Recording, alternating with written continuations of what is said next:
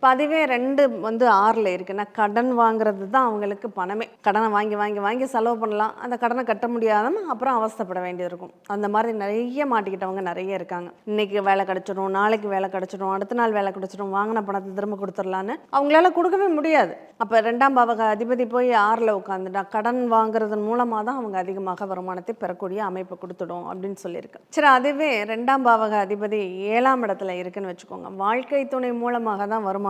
இல்லைன்னா நண்பர்கள்ட்ட வாங்கி செலவு பண்ணிக்குவாங்க. இதுதான் அவங்களுடைய நிலையாக இருக்கும். சரி, அதுவே 2ஆம் பாவக அதிபதி 8ஆம் இடத்துல இருக்காங்கன்னு வச்சுக்கோங்க.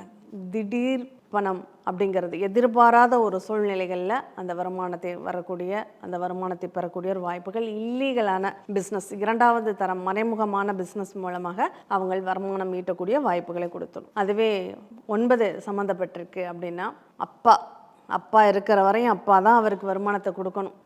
அதுதான் அவருக்கு பாக்கியமே. இவர் வேலைக்கெல்லாம் போகமாட்டார். அவர் ஹாயா எனக்கு என்ன குறை, நான் ஏன் வேலைக்கு போகணும் அப்படிங்கிற மாதிரி இருப்பார். இப்போ அந்த ஒரு அமைப்பு அங்கே உண்டு. அதுவே 10ஆம் இடத்தோட தொடர்பில் இருக்குது அப்படின்னா, அப்போதான் 2ஆம் பாவகத்தின் அதிபதி 10ஓட தொடர்பில் இருந்தால் மட்டும்தான் வேலை மூலமாக, தொழில் மூலமாக அவங்களுக்கு வருமானம் அப்படிங்கிறத பெற முடியும். இல்லைன்னா வருமான பற்றாக்குறைகள் அவங்களுக்கு இருக்கும். அடுத்து இதே 11ல் இருந்ததுன்னு வச்சுக்கோங்க. மூத்த சகோதரர்கள் மூலமாக வருமானத்தை பெறக்கூடிய ஒரு வாய்ப்புகள் உண்டு.